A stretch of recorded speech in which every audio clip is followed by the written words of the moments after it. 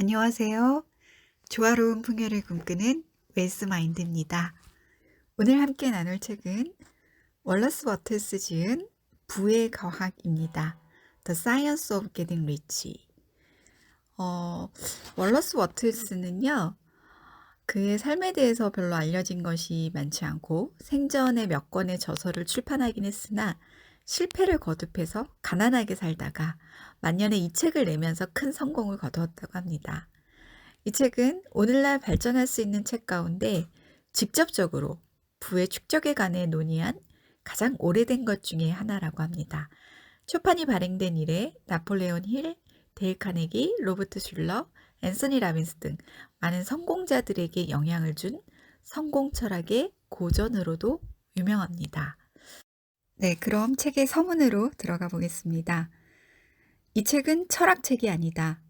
다시 말하면 이론적인 학술서가 아닌 극히 실용적인 설명서이다. 무엇보다도 돈을 절실하게 필요로 하는 사람들, 우선 부자가 되는 것이 급선무인 사람들을 위한 책이다. 이 책은 깊이 있는 이론을 연구할 시간도, 수단도, 기회도 없는 사람들과 성과를 갈구하며 과학적 결론을 받아들일 의사가 있는 사람들을 위한 책이다.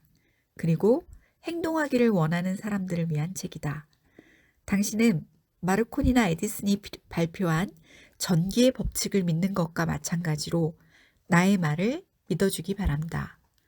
내 말을 믿고 받아들인 다음에 아무런 두려움이나 망설임 없이 행동하여 그것을 증명하기 바란다. 그러면 당신은 분명 부자가 될 것이다. 이 책에 적용된 내용은 과학이자 법칙이기 때문에 실패는 불가능하다. 그럼에도 불구하고 그 이론적인 것을 확인하거나 믿음에 대한 논리적 기반을 확보하고 싶은 사람들을 위해 나는 권위 있는 몇몇 학자들을 소개할 생각이다. 물질의 세계에서 하나의 실체가 수많은 요소로 나타난다는 이론론은 힌두교에서 유래했으며 200여 년에 걸쳐 서구 사회에 점차 스며들어 사상으로 그 영향력을 확대해 왔다. 이는 모든 동양 철학가 데카르트, 스피노자, 라이프니치, 쇼펜하우어, 헤겔, 에먼스 등의 사상에 영향을 미쳤다. 이 책의 철학적 근거를 알고 싶은 사람들은 직접 헤겔과 에먼슨의 글을 읽어보기 바란다. 이 책을 누구나 쉽게 이해할 수 있도록 명료하고 단순하게 쓰려고 무진애를 썼다. 이제부터 소개할 행동계획은 논리적 추론에 따라 철저한 확인과 강도 높은 시험을 통해 입증된 것으로 예외는 없다. 내가 결론에 어떻게 도달했는지 궁금한 사람들은 위에서 언급한 인물들의 글을 읽어보라.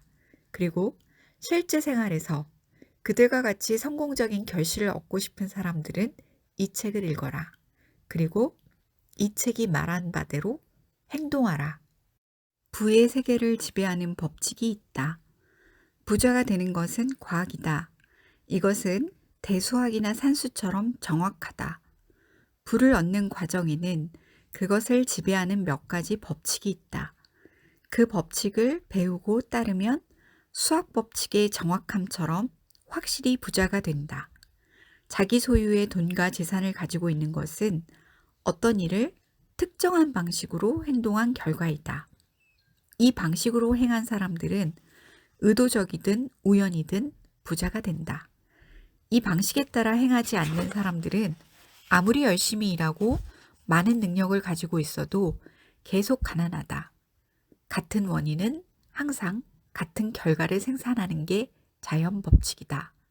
따라서 특정한 방식으로 행동하는 법을 배운 자는 남녀를 막론하고 누구나 틀림없이 부자가 된다. 부자가 되는 것은 환경의 문제가 아니다. 환경이 문제라면 일정한 지역에 사는 사람은 모두 부유해야 할 것이다. 어느 도시에 사는 사람은 모두 부자가 되고 다른 마을에 사는 사람들은 모두 가난에서 벗어나지 못해야 할 것이다. 한 나라에 사는 국민들은 모두 부를 누리고 그 옆의 나라에 있는 사람들은 가난에 찌들어야 할 것이다. 그러나 같은 환경 속에서도 빈부가 있고 그 부류가 같은 직종을 가진 경우를 종종 본다. 같은 지역에서 같은 일에 종사하는 두 사람이 있다고 할 때 한 사람은 부자이고 다른 사람은 가난하다면 부자가 되는 것이 환경과 별 연관이 없다는 사실을 알 수 있다. 물론 어떤 환경이 다른 환경에 비교해 조건이 좋을 수는 있다. 그러나 서로 이웃해 살면서 같은 직종을 가졌으나 부자가 되는 사람과 그렇지 못한 사람으로 나뉘는 경우를 보면 부자가 되는 것이 특정한 방식을 따라 행동할 때 생기는 결과라는 사실을 말해준다. 특정한 방식에 따라 행동하는 것은 재능이 있어야만 하는 것은 아니다. 뛰어난 재능을 지닌 사람들이 가난을 면치 못하고 재능이 거의 없는 사람들이 부자가 되는 경우가 많은 것을 보면 알 수 있다. 부자들을 연구해 보면 모든 면에서 평균적이라는 사실을 알 수 있다. 뛰어난 재능이나 능력이 있어야만 부자가 되는 것은 아니라는 것이 분명하다. 그들이 부자가 된 것은 특정한 방식에 따라 행동했기 때문이다. 부자가 되는 것은 저축이나 절약을 한다고 되는 것은 아니다. 매우 검소하게 사는 많은 사람들이 가난하고 돈을 펑펑 물쓰듯 쓰는 사람들이 부자인 경우가 종종 있기 때문이다. 또 다른 이들이 실패하는 일을 성공한다고 해서 부자가 되는 것은 아니다. 같은 직업을 가진 두 사람이 거의 똑같은 일을 하지만 한 사람은 부자가 되고 다른 한 사람은 가난해지거나 파산하는 경우가 있기 때문이다. 이러한 모든 사실을 고려해 볼 때 부자가 되는 것은 특정한 방식을 따라 행동한 결과라는 결론을 내릴 수밖에 없다. 부자가 되는 것이 특정한 방식에 따라 행동한 결과라면 어떤 사람이든 그 방식에 따르기만 하면 부자가 될 수 있다는 말과도 같다. 같은 원인이 항상 같은 결과로 나타난다면 누구든지 그 방식을 따르고 행동하면 부자가 된다는 과학적 결론에 도달하게 된다. 그런데 여기서 이 특정한 방식을 따르는 것이 너무 어려워 극소수만이 가능한 것일 수도 있다는 의문이 생긴다. 그러나 앞서도 말했듯이 선천적 재능이 중요하지 않기 때문에 그것은 사실이 될 수 없다. 재능 있는 사람도 부자가 되고 얼간이도 부자가 되며 매우 똑똑한 사람도 부자가 되고 똑똑하지 못한 사람도 부자가 되며 육체적으로 강한 사람도 부자가 되고 약하며 아픈 사람도 부자가 된다. 어느 정도 생각하고 이해할 수 있는 정도의 능력은 물론 중요하다. 그러나 타고난 재능이 없어도 글을 읽고 이해할 수 있는 정도만 되면 누구든 충분히 부자가 될 수 있다. 환경의 문제는 중요하지 않다고 말했지만 아주 상관이 없는 것은 아니다. 예를 들어 사하라 사막의 한가운데서 성공적인 비즈니스를 기대하기란 어려운 일이다. 부자가 되는 것은 사람들과의 관계 속에서 생기는 것이지 혼자서는 이룰 수가 없기 때문이다. 그러나 환경의 문제는 그 정도에서 그친다. 당신이 살고 있는 마을에서 누군가 부자가 되었다면 당신도 부자가 될 수 있다. 반복하지만 부자가 되는 것은 특정 직종이나 직업과 관련이 있는 것은 아니다. 어느 직종, 어느 직업에서도 부자가 될 수 있다. 자신이 원하는 직업을 선택해 일을 한다면 당신은 잘할 수 있을 것이다. 그리고 자신이 가지고 있는 재능을 잘 개발한다면 그 재능을 발휘할 수 있는 직종에서 당신은 최고의 결과를 낼 것이다. 또한 지역적 특성에 맞는 직종에서 사업을 한다면 당신은 좋은 결과를 낼 수 있다. 아이스크림 가게는 그린란드에 차리는 것보다 더운 지역에 차리는 것이 나을 것이고 연어 수산업을 한다면 플로리다보다 로스웨스트에서 하는 것이 나을 것이다. 그러한 일반적인 제한은 제쳐두고서라도 부자가 되는 것은 어느 산업에 종사하느냐의 문제가 아니라 특정한 방식을 배워서 행동하느냐에 달려있다. 당신이 몸담고 있는 사업 분야에서 누군가는 부자가 되었고 당신은 그렇지 않다면 그것은 그 사람이 행동한 방식과 똑같은 방식으로 행동하지 않았기 때문이다. 자본이 없어서 부자가 되지 못하는 것은 아니다. 만약 당신이 특정한 방식에 따라 행동하면 틀림없이 부자가 될 것이다. 같은 원인은 같은 결과를 낳기 때문에 친구, 영향력, 자본이 없더라도 부자가 될 것이고 자본이 없다면 자본을 갖게 될 것이다. 자신에게 맞지 않는 사업을 하고 있다면 맞는 사업을 하게 될 것이다. 좋지 않은 장소에 살고 있다면 좋은 장소로 이사하게 될 것이다. 현재 직종과 현재 살고 있는 장소에서 성공을 이끌어내는 특정한 방식으로 행동하기 시작하면 그렇게 될 수 있다. 네, 부자가 되는 법칙에는 특정한 방식으로 행동을 해야 된다라고 하네요. 특정한 방식, 특정한 방식, 이 키워드가 가장 많이 나왔죠? 자, 궁금합니다.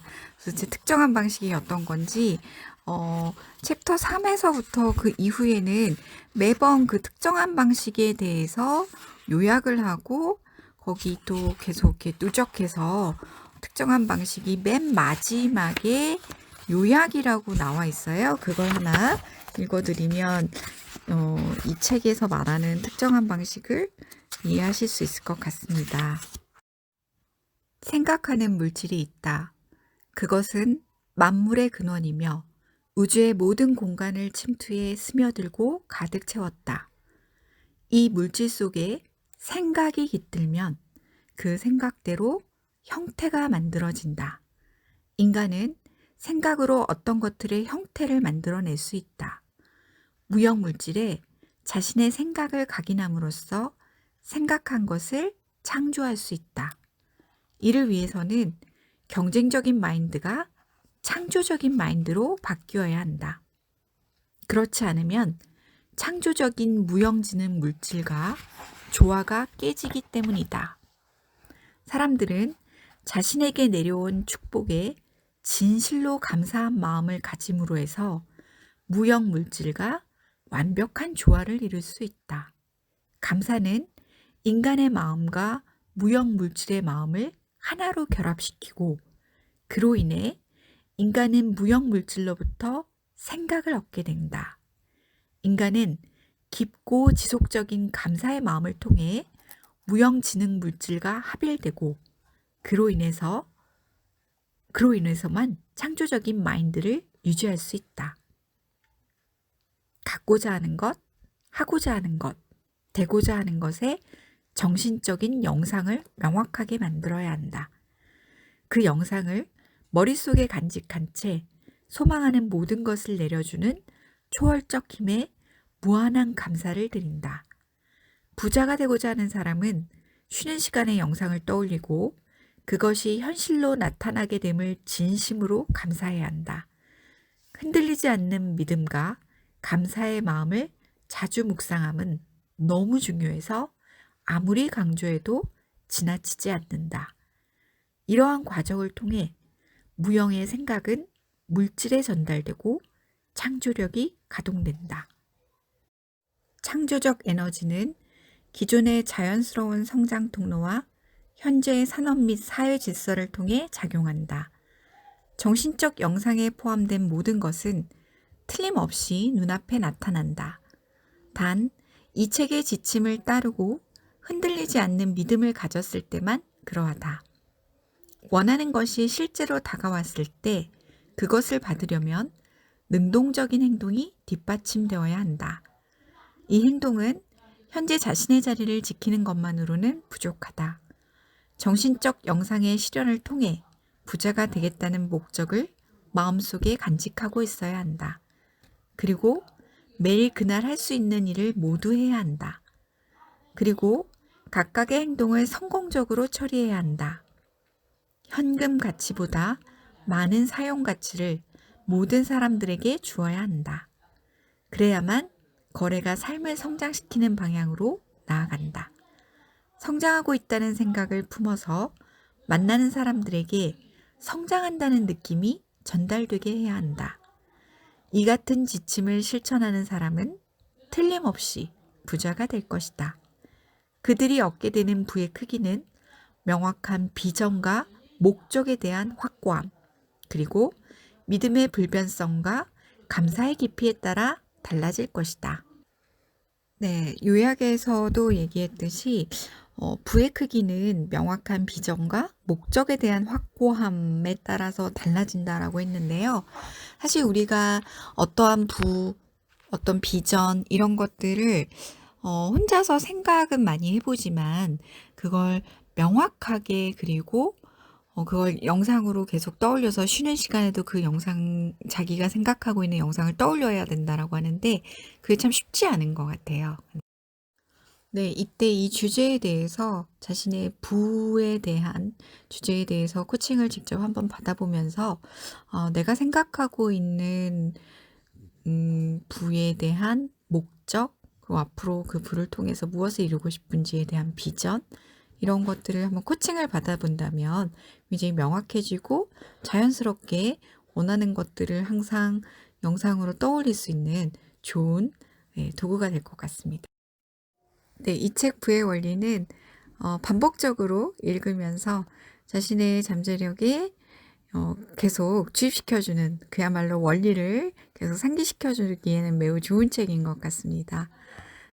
구독, 좋아요는 당신의 조화로운 부를 끌어당겨주고 있습니다. 감사합니다.